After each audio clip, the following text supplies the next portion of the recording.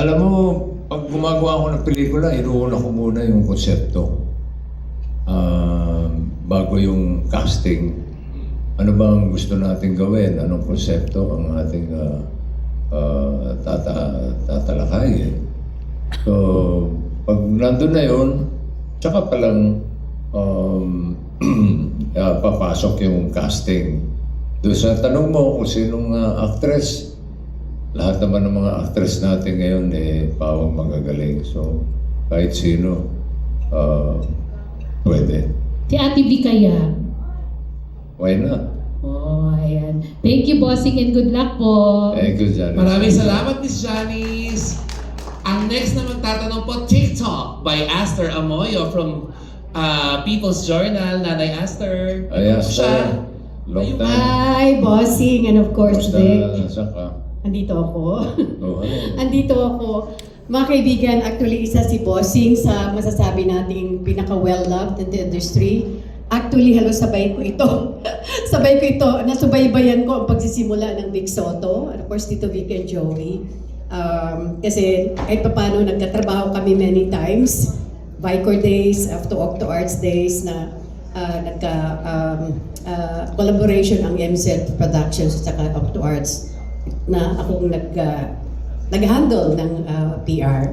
So, it's nice to see you again, bossing. And of Nice to course, see you, Master. yes, siguro pwede ko lang itanong is, anong sikreto ng isang Vic Soto when it comes to durability? Dahil up to this time, kumbaga hindi ka pa rin nawawala, hindi ka napupunta sa supporting roles or ano, yung durability mo in the industry.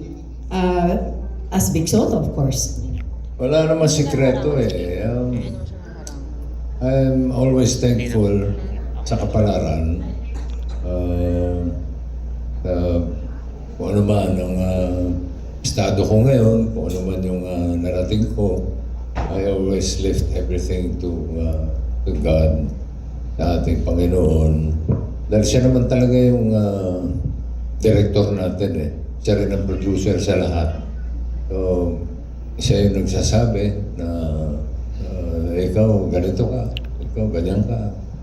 So ako naman, kumbaga, go with the flow. Like, for example, itong latest movie natin, The Kingdom, sino ba mag-aakala na mag-o-offer sa akin ng isang seryosong pelikula. Samantalang we started with Okay Gaferico, the movie. Tapos tayo nag-Lastic Man. Isa sa mga unang Metro Manila Film Festival entries ko. Tapos sunod-sunod na yun, the Enteng Kabisote series, which were all successful. Sino mag-aakala na biglang meron akong offer to do a very serious role, to do a very serious film about alternative reality. So yun, ride lang, sakay lang ako. Then, pag nandun na, I'll do my best, I'll give it 100%. At ang importante, siguro, para sa lahat din ng ating mga kasamahan sa industriya, mahalin natin ang ginagawa natin.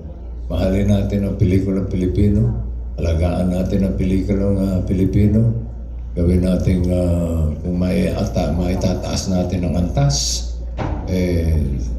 tayo rin naman ang makikinabang. Maliit lang ang ating industriya. Kaya dapat pagtulong-tulungan natin para maitaas ang kalidad. At I'm just very happy and proud that I was a part of a film na pwedeng ipagmalaki sa buong mundo. Congratulations on that, bossing, Thank you. kasi napanood ko rin yun. Thank you. And isa rin ako sa nagulat. Kaya mo palang magdrama. Kahit ako nagulat. Ano ang, sino si Vic Soto sa likod ng camera? na hindi alam ng publiko? Si Vic Soto pa rin. Hindi naman siya nagbabago. Hindi naman siya nagbabago ng anyo. Ako'y tahimik lang eh. I'm more of a listener than a talker. Kasi mga kasama ko sa hanap buhay, sila yung mga madadaldal. Yan, sila Alan Kay, sila Tito, sila Joey. Kung walang makikinig sa kanila, magugulo usapan. So, kahit na nung when I was growing up, since I was the bunso of 4 boys, so lahat yun, kailangan pakinggan ko eh. So, lumaki akong ganun na tahimik lang, nakikinig. I only talk when it's time to talk. Pagka bagong kaibigan, pag di mo kinausap, di rin kita kakausapin. Pero pagka komportable na ako, pwede na tayo magkwentuhan. I'm more of, I won't say naman an introvert. I'm shy type lang. Mahihain ako, even kahit na nung bata-bata pa ako, mahihain ako. Actually, yung personality ni Tito Dolphy, nakikita namin sa iyo eh.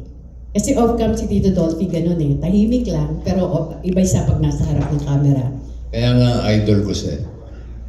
Lastly, bossing, anong sikreto meron ang Tito Vic and Joey? Kasi hindi lang 46 years kayong magkasama sa Itbulaga. Even prior to that, buo na ang Tito Vic and Joey. Kung hindi ko nagkakamali, more than 50 years na kami magkakasama. We started out sa Discorama.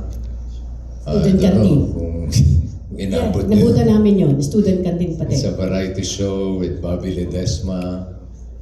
We started out, tapos nag-pitch it kami sa student canteen.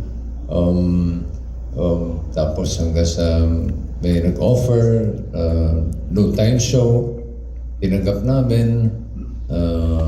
Tapos we had school bukol, tapos we went separate ways. Meron akong okay ka-ferry ko, sila Joey, may Todas. But yung main bahay namin is Itbulaga. Marami kami pinagdaanan, maraming pagsubok. Nandun yung hindi kami sumisweldo dahil walang benta. Taste-taste lang. Dahil, kumbaga, parang napamahal na sa amin yung programa. So we just had to go on and on and on and on.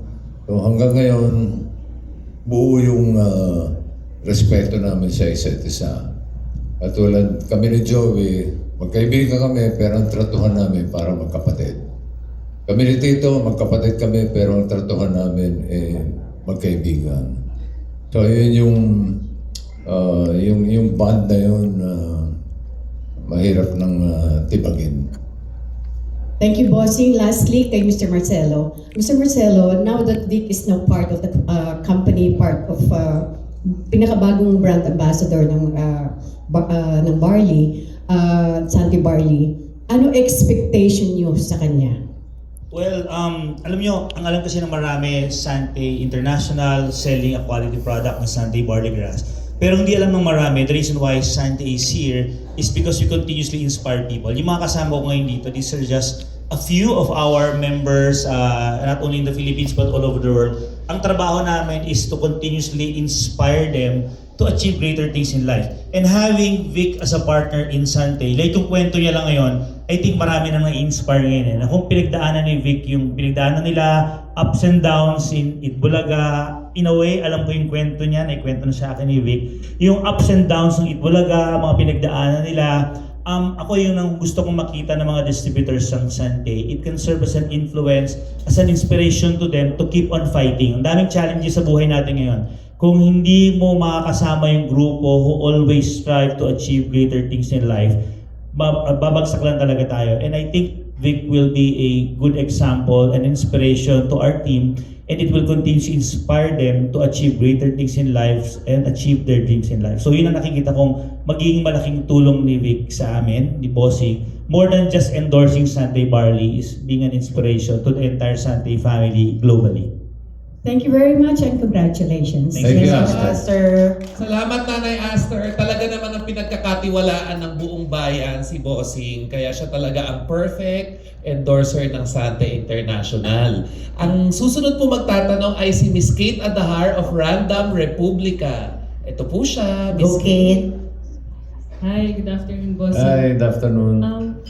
You mentioned kanina po na yung taking Sante is just one of your secrets to staying young. And we know how stress can age us. Pero you've always been known as someone na cool and calm. So how do you take care of your mental health, emotional well-being in an industry like showbiz na puro stress?